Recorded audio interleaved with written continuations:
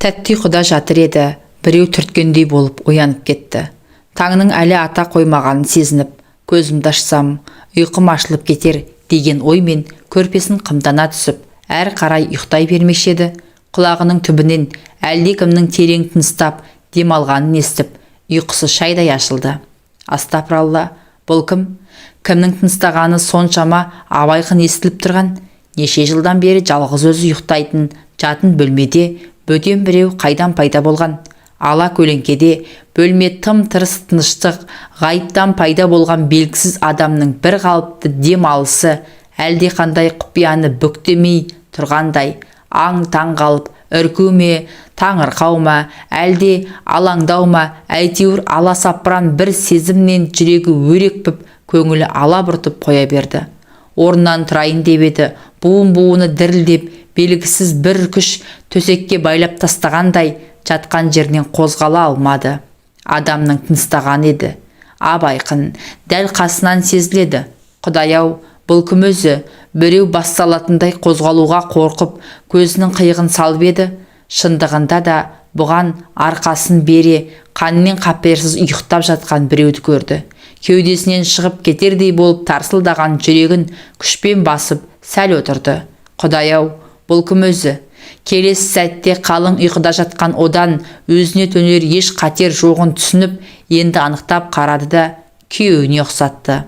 Сол сияқты, денелі, жауырынды екен. Ең бірінші ойына келгені екеуміз ажырасып кеткен едік қой, қашан татуласып едік деген ой болды. Әрі ойлап, бер ойлап, татуласқандарын есіне түсіре алмады. Татуласпасақ, ажырасқалы бері кездескен жоқ едік. Ендеше мына жатқанына жол болсын. Қайдан, қашан келген? Үйге қалай кіріп еді өзі? Ойланып, оның үйге қашан келгенін есіне түсіре алмады. Бірақ есіне түссін түспесін, одан енді келіп кетер ештеңе жоқ.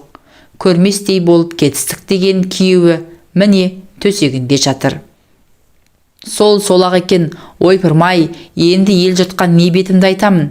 Дос жаран, туған туысқандар, ажыраспаңдар дегенде көнбеп едім. Енді келіп, ұрланып төсекке жатқанымыз не? Масқарай деген ой санасын инемен шаншып өткендей, тұла бойы бір ысып, бір суынды. Ұйқыдағы қонағының қапеліне ештеңеде кіретін жоқ сияқты. Шөлдеп жатыр ма, әлде түсінде тамақ ішіп жатыр ма екен? Ара-тұра тамсанып жатып оянады. Үстіне жамылған ақжайманың бір шеті иығын жауып, екінші шеті астында қалыпты. Бұл ақырындап қана аударып түсірді. Сақ қимылдақ демін ішіне тартып, қасында жатқан күйеуінің жауырынына бажайлап қарады. Өзі бұрынғысынан да толасып кетіпті ғой, деп ойлады. Іле ішінен екінші бір ойы, күйлі шығар, сенен ажырасып, жүдеп жадап жүр деп бедің, деп өзіне қарсы дау айтты. Жүдеп жадамай, жауырынның домаланып, қоңданып алғанын іштей сәл ренжіп қалған сияқты. Тамақ сау еді байғұс, сонысын дәл таныған біреу қолына кіргізіп ала қойған ғой. Бақытты кезімізді, балаларды қиып кетіп, ішкен тамағы бойына қалай сіңіп жүр екен? Іштегі екінші дауыс сықылықтай күлді. Жұрттың бәрі сен дейсің бе? Жана азабын татып, уайым жұтып, санаңды сан сауал сансыратқанда не таптың? Жүрсің ғой, инеліктей қатып семіп, ал ол қашанда өз жанының рахатын күйттей білген. Солай өмір сүре білу керек. Я, өмір сүре білу керек екен. Ілуде бір жұптың басына қонған бақыт құсын қолдан шығарып алғандары сол өмір сүре білмегендіктерінен болар. Әйтпесе екеуі бір-бірін қалай сүйіп қосылып еді. Жазда 2 ай каникулға кеткенде ол көкетайым қалың қалай деп күн аралатып хат жазатын. Көктем шығар шықпаста ал қызыл қызғалтақ әкеліп сыйлайтын ше. Оның отбасының қоңырқай тұрмысы туралы жақсы білетін бұл, маған гүл алмай-ақ қойшы деп қиылатын. Мен сені онсыз да жақсы көрем ғой. Кейде оның арқасына арқасын сүйіп, көк аспанға көз тігіп, қияулды ұнататын. Сондай сәттерде өзін қандай қаннен қаперсіз, дауылдан да, жауыннан да, оның кең жауырында қалықтап аман алып қалатындай көрінетін. Бейқам ұйықтап жатқан күйеуінің жауырыны алғашында әлде бір сезімдерге жетелеп бара жатқандай еді. Тұтқиылдан киліккен ішкі дауысы ол сезімін су сепкендей басты. Неменеге үгітіп бара жатыр. Әлде ол от басының берекесін кетіргені соншалық тыныш отырып ас суларыңды іше алмай қалғандарыңды ұмытып кеттіңдер ме? Өздері тіленіп телефон шалатын арсыз әйелдердің жетегінде кеткенін, ал некеңді балаларының болашағын сол үшін құрбандыққа шалғанын қалай ұмыттың? Бойын жиып ала қойды. Қалай ұмытсын? Өмір бойы ұмытар ма сол қорлықты? Досқа күлкі, дұшпанға таба етіп кеткені ойына түсіп, қаны басына шапты. Қарашы, адалдықты аттап, дүниені бүлдіріп, мұның жарасымды жұптық өмірге деген сенімін тас-талқан етіп, енді түк болмағандай ұйықтап жатқанын. Қайдан келген, қалай келген, беті бүлк етпей, келген ізімен кері қайтарайын деп, оны жұлқып оятпақшы болып, қолын соза беріп еді. Сол қалпы қатты да қалды. Жатқан адам күйеуіне мүлдем ұқсамайды. Құдай-ау, бұл кім сонда? Мұндай жақындықта болатындай ешқандай танысы жоқ. Бір жатса қасында, мейлі бұрынғы болса да күйеуі ғана жату керек. Әрине сол. Арада бақандай 5 жыл өтті. Өзгерген ғой. Уақыт кімді де болса өзгертеді. 5 жыл бойы көрмеген соң әрине ұқсамайтын болып көрінеді. Бөтен біреумен төсекте жатпақ түгілі үйге кіргізуші ме еді? Ал күйеуін балалары кіргізген ғой. Қанша дегенмен әкелер емес пе? Қимайтын шығар. Көңіл түбінде күдігі өсіп бара жатса да, өзінен өзі қасында жатқан күйеуім ғой деп сендіргісі келді. Сол ғой, сол деген ой дүк соғып тұрған жүрекке ырғақымен қоса қабаттаса қайталанып санасына шегеленіп жатқандай. Айтпақшы, бұл ойының шындығында көз жеткізудің бір амалы бар екен-ау. Қалайша ұмытып кеткен. Оның сол жақ жауырынның астында көздің қарашығындай меңі болатын. Екеуі ары тәтті шақтарда күйеуін қаусыра құшақтап, сұқ саусағының ұшымен сол меңді басып, зың-зың сіздің үйге кіруге бола ма екен дейтін ойнақыланып. Сосын оның епті қолдары мұның мойнын, арқасын сипалай, өне бойын шым-шым еткізіп, аралап келіп, белінен тарта құшақтайтын. Ыстық демі кеудесін, тамағын шарпи, не бір тәтті сөздерді күбірлей айтқан жары, дүниедегі ең сұлу, ең тәтті, ең асыл жан өзі екеніне, ешкіммен ешқашанда тап мұндай күй кешпегеніне сендіріп, көңілін көктемдегі дариядай тастатын. Мұны көзінен, ерінен елжірей сүйіп, хас шебердің қолына түскен саз балшықтай илеуге бейіл денесін құшырлана бауырына басқанда, лау ете қалған ләззат отынан талықсып, өртеніп кете жаздаушы еді. Сосын бір қызығы, мұның рахат кешкен тәні балбырап, жаңағы ләззатты шақтың талмау сұрауын тағы да ертегідегідей күй кешіп, күйіп жанудың құмарлана тілеп тұрғанына қарамастан, тап осындай оң жағына аунап түсіп ұйқыға кететін. Тек жауырындағы көздің қарашығындай меңі ғана көзді арбап, кел деп тұрғандай болатын. Тағы да еске түскен елестер жетегінде кетіп бара жатқан екен ғой. Я айтқандай, сол меңін ашып көрмейін бе? Қанша толсын, не жүдесін, күнге күйсін, бәрібір меңі өзгермейді емес пе? Сол оймен бұл оның иығын жапқан ақжайманы ақырын ғана ысырып тарта бергені сол еді. Ұйқыда жатқан адам оқыс бұрылып, мұны құшақтай алды. Қарулы қолдармен қапсыра құшақтап, көзінен, бетінен, тамағынан құшырлана сүйіп, еркін билеп әкетіп бара жатыр. Сүйе бастағанда күйеуі емес екенін бірден ұққан. Ол бұлай сүймейтін. Сонда бұл кім? Жан таласып бар салмағымен жанши басқан адамның құрсауынан босанып шықпақшы болып тырбанып еді. Қарулы қолдар тыпыр еткізбеді. Қимылы батыл, шалт болса да дөрек емес. Тынышталайтын дей ме, иығынан жеңіл қағып, шашынан сипап қояды. Сонысына қарағанда ойында зорлық көрсету, қорлау жоқ сияқты. Япырау, кім бұл сонда? Жібер деді. Бұл қыстыға тіл қатып. Қазір айқайлаймын деуіндегенмен көңіл түпінде балалар шошып кетсе деген уайым болған. Мына түрімді көрсе масқара деген ұялыс қатар бойын көтерді.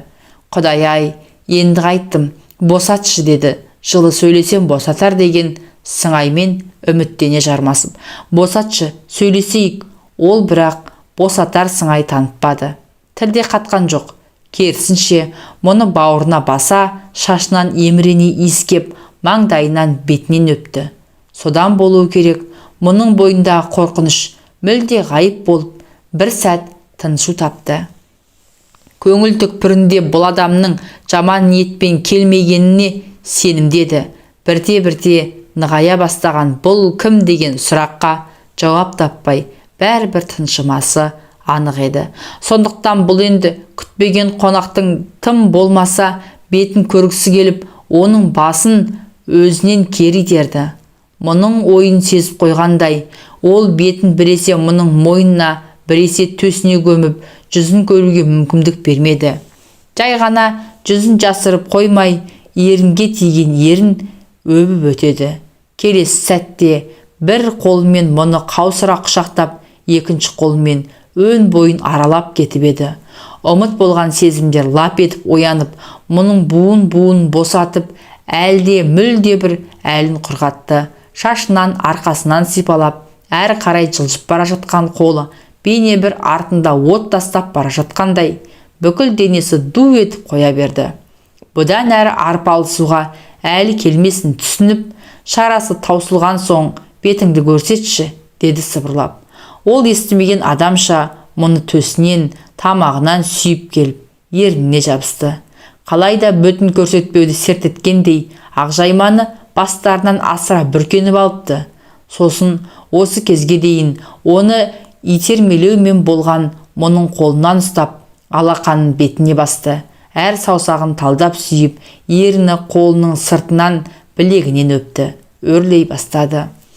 Ойнағандай, тістеріңкіреп, кейде тілінің ұшымен қытықтап қоятынын қайтесің. Бүкіл денесі ән салғандай масайрап, бой еріп бара жатса да, сонау көңілінің түкпірінде тұрған бұл кім деген сұраққа мына бір рахат әлемге алаңсыз сүңгіп кетуіне кедергі жасап, әлде бір қолайсыз сезім көңілін қобалжытып мазасын ала берді. Бірақ бірте-бірте ол сезім де өлеусіреп барып өшіп, бұрын соңды бастан кешпеген алапат құмарлық сезім бойын билеп, еш нәрсені ойлауға шамасын келтірмей, үйіп төгіп әкетіп бара жатқанын мойындамасқа шарасы жоқты. Шындығына келсе, қазір оның ғажайыптан пайда болуы, төменге жатуы бағанағының ашуын келтірмей, керісінше керемет қуанышқа бөлеген. Қабырғасын қаусыратып жіберетіндей қуатты қолдардың өн бойын емін еркін аралаған қозғалысы, сәт өткен сайын аймалап өпкені бәр жанына жағып, сонау ғажап сәттің таусылмасын тілеген. Тек мазасын алып, ызыңдап тұрып алған сол бір ғана сұрақ болмаса, мейлі, болар іс болсын, бірақ кім екенін айтпағаны, тым құрыса бет жүзін көрсетпегені дұрыс емес қой. Бойын билеген құмарлық отына күйіп жанып бара жатса да, білмейтін, танымайтын адамның арқынан шыға алмай қалғаны, жастықтай жаншылып көрпедей төселгені ұят екендігі туралы ой санасын тағы бір түйреп өткендей болды.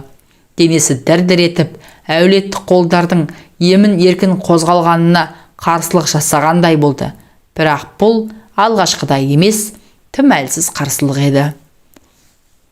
Дүниені шыр айналдырып, ақыл есін алған сезім тасқыннан, өне бойын үйітқан тәтті ләззаттан айырылып қалғысы келмей, талықсып бара жатып, бетіңді көрсетші, деді бар болғаны. Ол тағы да естімеген сыңай танытты. Мұның қолын ұстап, тартыңқырап, өзін еркелеткенін, сылап сипағанын, қайталайтынын білгендей, беліне қарай икемденді. Енді бұл ашуланайын деді. Үстінен жаншылған салмақ жанына майдай жағып бара жатса да, бетін көріп қалудың оңтайлы сәті түскенін сезіп, оның басынан, құлақ тұсынан қатты ұстап жұлқи кері итерді де оянып кетті. Атып тұрып дел сал болып өңі мен түсін ажырата алмай біраз отырды. Алқынып ентігін біразға дейін баса алмады. Денесі де оттай жанып, тура түсінгендей құмарлық билеп дуылдап тұр екен. Оның ыбыстық алақанның табы әлде басылмаған сияқты. 12 мүшесін иіткен сиқыр сезімнің иірімінен жұлқынып босай алмағай жанталасты.